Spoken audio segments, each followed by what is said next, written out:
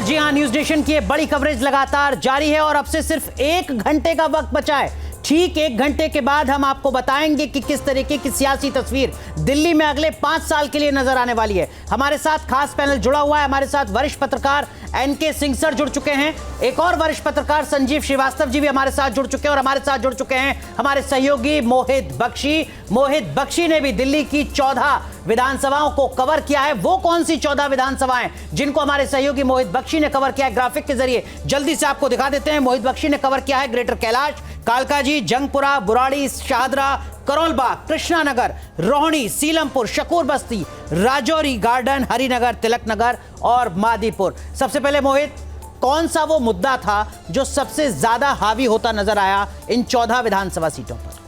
बहुत सी विधानसभाएं ऐसी हैं जहां पर इंडिविजुअल्स तो चीज़ें हैं ही, जहां पर जो विधायक थे उनकी एंटी इनकम्बेंसी, नए चेहरे ये तो हैं ही, लेकिन सबसे बड़ा मुद्दा फिर वहीं महिला सम्मान वाला था। 2100 या 2500 कौन किस पर भारी, ये ज़्यादा महत्वपूर्ण हो जाता है। इसलिए अब तस्वीर जो है वो महिला सम्मान पर है और जिस तरीके की लाइनें आज दिखी हैं महिला वोटर्स की, वो इसे और इशारा भी कर रही हैं कि 2100 और 2500 की जंग जो है वो बहुत ज़्यादा कड़ी होने वाली है। अरविंद केजरीवाल तो ये कह रहे हैं कि 55 तो देखिए आ ही रही है पक्की, थोड़ा सा जो माता और बहनें हैं वो थोड़ा और जोर लगा दें तो फिर बात पक्की हो जाएगी, फिर कुछ इधर उधर करने की जरूरत नहीं है। लेकिन एनके सर, मैं आपका असेसमेंट क्या है?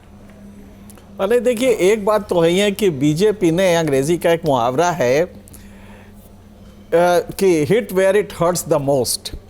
तो जो यूएसपी था अरविंद केजरीवाल का, वो एंटी करप्शन के आंदोलन के प्रोडक्ट थे, उसको इस मकान वगैरह के उसमें फंसा लिया है कि मकान साहब इन्होंने इतने करोड़ का बनवाया, इतना सरकारी खर्चा लगा।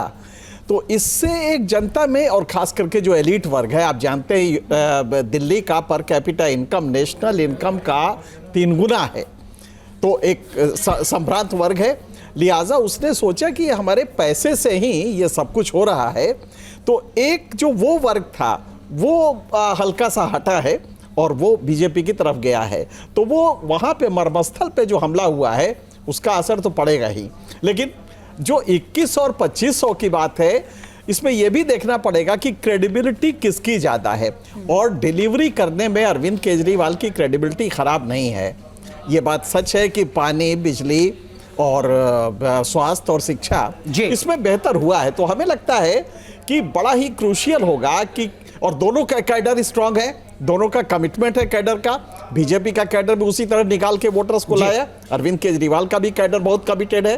तो हमें लगता है कि इसमें बड़ा क्रूशियल होगा कि क्या अरविंद केजरीवाल को बीजेपी 10% नीचे कर पाएगी और वो 10% का इजाफा अपना कर लेगी, तब जाके ये मीटिंग पॉइंट होगा।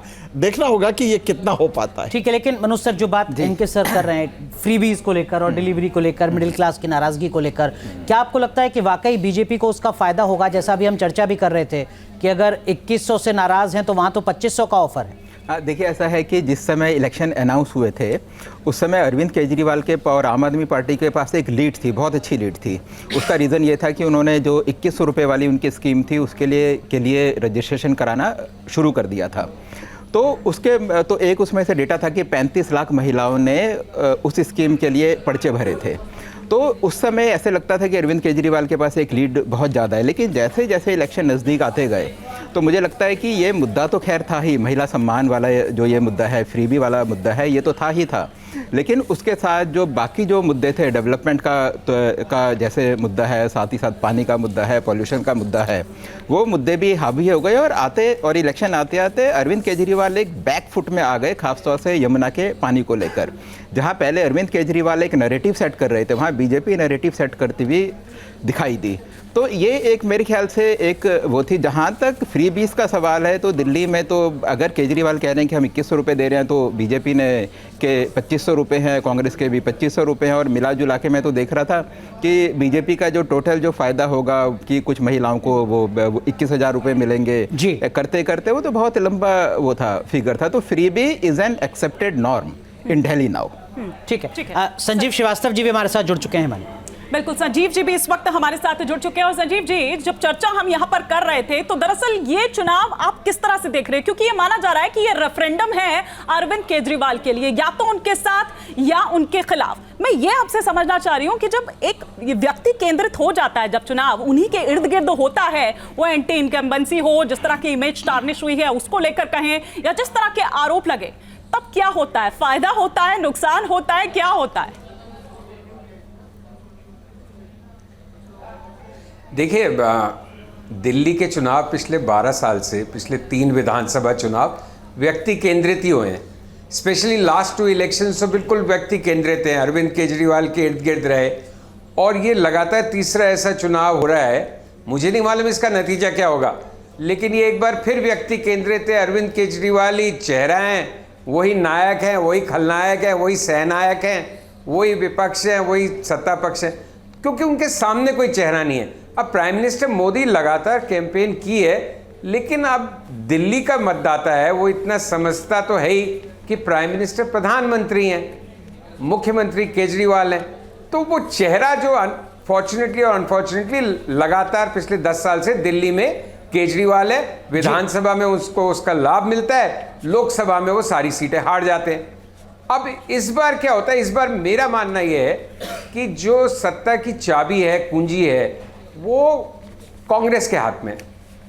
क्योंकि आप देखिए, बीजेपी का मत प्रतिशत पिछले 2 चुनावों में भी मजबूत रहा है, उसको जितने वोट मिलते हैं वो अपने हिस्से के वोट लेती है पार्टी। कांग्रेस का क्योंकि बिल्कुल सुपड़ा साफ हो जाता है, आम आदमी पार्टी आसानी से जीत जाती है। अब इस बार कांग्रेस अपनी तरफ से तो जोरदार ढंग से लड़ रही है, अब मतदाता भी क्या उसको जोरदार ढंग से लड़ाता है, ये हमें 8 तारीख को मालूम पड़ेगा। अगर कांग्रेस डबल डिजिट में वोट परसेंटेज लाती है तो आम आदमी पार्टी के लिए बहुत मुश्किल हो जाएगी। ठीक है, अगर कांग्रेस प्रदर्शन अच्छा नहीं करती है तो फिर ये स्ट्रेट फाइट हो जाती है वापस। उसमें अब तक आम आदमी पार्टी को लाभ रहा है पिछले 2 इलेक्शंस में। बिल्कुल, बट डेफिनेटली ये केजरीवाल का सबसे टफ इलेक्शन है पिछले 10 साल में। ठीक है, संजीव सर लौटेंगे आपके पास, लेकिन इस बीच चुनाव आयोग की तरफ से आंकड़ा जारी किया गया है। 5 बजे तक जो मतदान का प्रतिशत है दिल्ली विधानसभा में, वो 57.70 यानी लगभग 58% वोट डाले जा चुके हैं शाम 5 बजे तक। 2020 के विधानसभा चुनाव में दिल्ली में लगभग 62.5% वोट डला था, अब तक लगभग 58% वोट डल चुका है। 4.5% का सिर्फ अंतर रह गया है पिछले विधानसभा चुनाव के मुकाबले। लेकिन मधुरिंद्र, लोग कह रहे हैं कि नई दिल्ली विधानसभा सीट जो है वहां पर भी पेच फंसा हुआ है, इतना आसान नहीं है मुकाबला अरविंद केजरीवाल के लिए। क्या वाकई ऐसा है? देखिए, बिल्कुल उसको इस नजरिए से हम देख सकते हैं कि जो नई दिल्ली की सीट है, खास तौर पे वहां पर आप देखिए कि मुख्यमंत्री के तौर पर जो चेहरा है दरअसल वो केजरीवाल का साफ तौर पे दिखाई दे रहा है। और प्रवेश वर्मा को जिस तरह से यहाँ पर लाया गया है, उनके पिता भी दिल्ली में बीजेपी के हम कहें कि मदन लाल खुराना के बाद दूसरे मुख्यमंत्री रहे हैं, तो वो भी दरअसल अपने आप में एक मुख्यमंत्री के चेहरे को रिफ्लेक्ट करते हैं। और अगर आप संदीप दीक्षित के चेहरे में देखें तो उसमें भी शीला दीक्षित का चेहरा दिखाई देता है। तो एक दिलचस्प मुकाबला जो कि हम नई दिल्ली सीट पर देख रहे हैं वो हो रहा है। और इसमें एक फैक्टर सबसे बड़ा है कि जिस तरह से डोर टू डोर कैंपेन करने में संदीप दीक्षित ने कामयाबी हासिल की है, वो अगर वोट में तब्दील होता है तो जाहिर है कि अरविंद केजरीवाल के लिए मुश्किलें बढ़ सकती हैं। हमें अगर नई दिल्ली के डेमोग्राफ की तरफ थोड़ा सा दर्शकों का ध्यान आकर्षित करें तो यहाँ पर भारी संख्या में ऐसे लोग रहते हैं जो कि सर्विस क्लास से बिलोंग करते हैं, और उनको इस बार का बजट काफ़ी टच कर रहा है, जिसमें बड़ी राहत कहीं ना कहीं इनकम टैक्स में दी गई है। तो ये तमाम ऐसे फैक्टर हैं जिसने नई दिल्ली के मुकाबले को छोटा सा रिएक्शन मोहित बख्शी का ले लेते हैं, चूंकि आप आम आदमी पार्टी को कवर करते हैं। मोहित, नई दिल्ली विधानसभा सीट को लेकर आम आदमी पार्टी का खुद का क्या असेसमेंट है? क्या वाकई लग रहा है कि इस बार आसान नहीं है? आम आदमी पार्टी हालांकि ऐसा नहीं मानती है, लेकिन जमीन पर फाइट टफ है। वोटर्स को निकालना वहां पर मुश्किल था। वोटर अगर निकले हैं तो कुछ हद तक बटे हुए निकल रहे हैं, लेकिन अभी भी जब मेरी बात हुई है तो उन्होंने यही कहा है कि काफ़ी हद तक हम आगे हैं और ये इतनी बड़ी लीड है कि हम सीट जीत जाएंगे। मुकाबला कड़ा है, इसमें कोई दो राय नहीं है। 20,000 की लीड थी अगर केजरीवाल की बात की जाए तो। हिमानी, इस सीट पर ना परसेंटेज देखना ज्यादा बड़ा है, क्योंकि यहाँ पर कुल 1,18,000 वोटर थे वहां पर, और लगभग 64% वोट जो है माफ कीजिएगा 62% वोट जो है वो पड़ा था अरविंद केजरीवाल को, लेकिन उसमें जो लीड नजर आ रही थी वो 22,000 की लीड नजर आ रही थी। तो लीड नंबर में अगर हम जाएंगे, परसेंटेज में देखें इसको, तो 14% ज्यादा था और हर बार 50% से ज्यादा जो है 2013 से पाते रहे हैं। अब क्योंकि संदीप दीक्षित थे और यही बार बार कहा जा रहा था कि रमा दीक्षित जो कि खुद उनकी मौसी हैं वो भी चुनाव में लगी हुई थी, पूरी तरीके से शीला दीक्षित जो स्वर्गीय शीला दीक्षित मुख्यमंत्री रही हैं दिल्ली की, उनके नाम पर चुनाव लड़ा गया। कुछ हद तक वोट अगर जाता भी है तो वो कितना बड़ा होगा कि वो 62 से 64% को अब नीचे खींचकर 50 तक ले आए। क्या वाकई ऐसा होने जा रहा है? वाकई ऐसा होने जा रहा है। आप कुछ रिएक्ट करना चाह रहे हैं और साथ ही ये भी कि अरविंद केजरीवाल शुरू से ही आप देखिए इसको किस तरह से बना रहे थे कि 2 सीएम के बेटे और एक आम आदमी, दिल्ली का बेटा, उनका भाई, इसी तरह से उन्होंने शुरुआत की थी। नहीं, बिल्कुल बिल्कुल आपने सही बात कही। 2 सीएम के बेटे और एक पूर्व मुख्यमंत्री, यानी 3 पूर्व मुख्यमंत्रियों की जो साख थी वो दांव पे वहां पे लगी हुई है।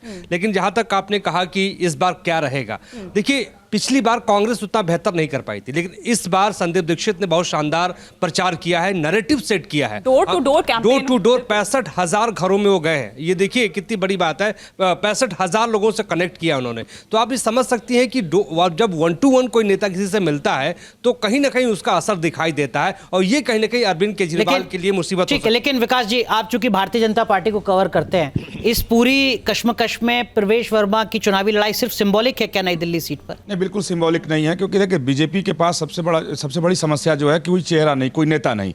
हालांकि बीजेपी की नीति आप देखें कई विधानसभा चुनाव में कि अगर वहां नेता है भी तो उसको आगे वो नहीं करते हैं, बोलते हैं चुनाव के परिणाम आने के बाद हम नेता तय करेंगे। लेकिन दिल्ली में समस्या थी कि कोई उनके पास नेता था ही नहीं जिसे वो आगे कर सकें। तो कहें कि एक समय से पहले प्रवेश वर्मा को नई दिल्ली ले आना, फिर आगे बढ़ाना, फिर उनको तरजीह देना, उनसे बार बार अरविंद केजरीवाल के खिलाफ प्रेस कॉन्फ्रेंस कराना, तो एक मैसेज देने की कोशिश की हमारे नेता हो सकते हैं दिल्ली के, ये चेहरा हो सकते हैं। और फिर प्रवेश वर्मा ने भी अपनी काफ़ी ताकत झोंकी और बीजेपी उसके साथ साथ बीजेपी ने अपनी पूरी ताकत लगाई। तो बीजेपी के अगर दावे की बात करें तो उनका कहना है कि नई दिल्ली जो सीट है उस पर जो पहले स्थिति थी उसको उन्होंने उलट दिया है, परिणाम उलट कर आएंगे। लेकिन अब तो इंतजार करना होगा। लेकिन हाँ, बीजेपी रणनीति के हिसाब से बहुत कामयाब था। पर मैं मनोज सर से क्विक रिएक्शन चाहूंगी और एनके सर से भी, लेकिन पहले मनोज सर कि क्या कारण है कि बीजेपी की जो स्ट्रैटेजी है, या वो जो संगठन है, या वो जो मंत्री है, या वो जो नीति कहिए, नियत कहिए, वो लोकसभा में चल जाती है लेकिन यहां विधानसभा में नहीं चलती है। और ये हम पिछले 2 चुनाव से ट्रेंड देख रहे हैं। हाँ, देखिए ऐसा है कि जो लोकसभा का चुनाव है उसमें मोदी एक बहुत बड़ा चेहरा है, उसमें मुद्दे अलग हैं, उसमें देश की सुरक्षा का मुद्दा है, हमारी कैसी इमेज है उसका मुद्दा है, और जो हमारा डेवलपमेंट है उसका मुद्दा है। जब दिल्ली की बात आती है तो दिल्ली में केजरीवाल को जो वोट मिले हैं उसके पीछे 2-3 कारण है। पहला तो है कि बिजली फ्री है, पानी फ्री है, और बसों में महिलाओं के लिए फ्री है। उसके बाद जो ये लोग क्लेम करते हैं, और एक परसेप्शन है कि एजुकेशन में इन्होंने अच्छा काम किया है और हेल्थ में भी इनका काम अच्छा है। अच्छा, लेकिन अभी तो ये एक मेरे ख्याल से चीज़ है जो डिफरेंस करती है स्टेट इलेक्शन को और नेशनल इलेक्शन को।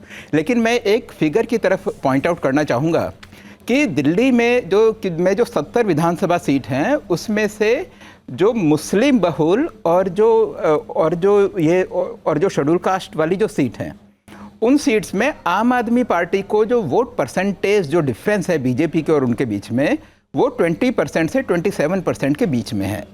और 41 सीटें ऐसी हैं जो कि बाकी सीटें हैं। तो और बाकी सीटों में जो डिफरेंस है वो सिर्फ 10% का है। 10% का मतलब है कि लेट अस अज्यूम कि कांग्रेस की परफॉर्मेंस कुछ भी नहीं है, 0 है, तो उसके बाद भी सिर्फ 6% वोट यहाँ से वहां होगा अगर जी, तो जो फाइनल रिजल्ट होंगे उसमें एक बहुत बड़ा डिफरेंस नजर आएगा। और हमने लोकसभा इलेक्शन में देखा कि यूपी में बीजेपी और समाजवादी पार्टी के बीच में एक बहुत बड़ा गैप था पिछले इलेक्शन में जी, लेकिन इस इलेक्शन में वो गैप खत्म हो गया और समाजवादी पार्टी की परफॉर्मेंस बहुत अच्छी थी। तो थोड़े से vote percentage, 5-6 vote percentage, assuming कि कांग्रेस की परफॉर्मेंस ठीक नहीं है, तो भी वो बहुत ज्यादा एक डिफरेंस कर सकती है। ठीक है, लेकिन इनके सर आर्थिक सवाल जिसका जिक्र मधुरन जी कर रहे थे कि वो जो मिडिल क्लास के लिए वित्त मंत्री का ऐलान था, 8th पे कमीशन को लेकर पे उससे पहले फैसला था, 1 करोड़ गिग वर्कर्स के लिए सोशल सिक्योरिटी, ये इम्पैक्ट करता है क्या दिल्ली के मतदाताओं पर? मुझे लगता नहीं है कि ये इम्पैक्ट करेगा, क्योंकि इनकम टैक्स रिलीफ 5 साल 6 साल के लगातार शिद्दत से कहने के बाद इस बार मिला है। और मुझे नहीं लगता कि ये लोकसभा का इलेक्शन नहीं है, ये स्टेट का इलेक्शन है, तो और ये जो डिसर्निंग वोटर है, आप गौर से देखें कि लोकसभा में वो बीजेपी को देता है,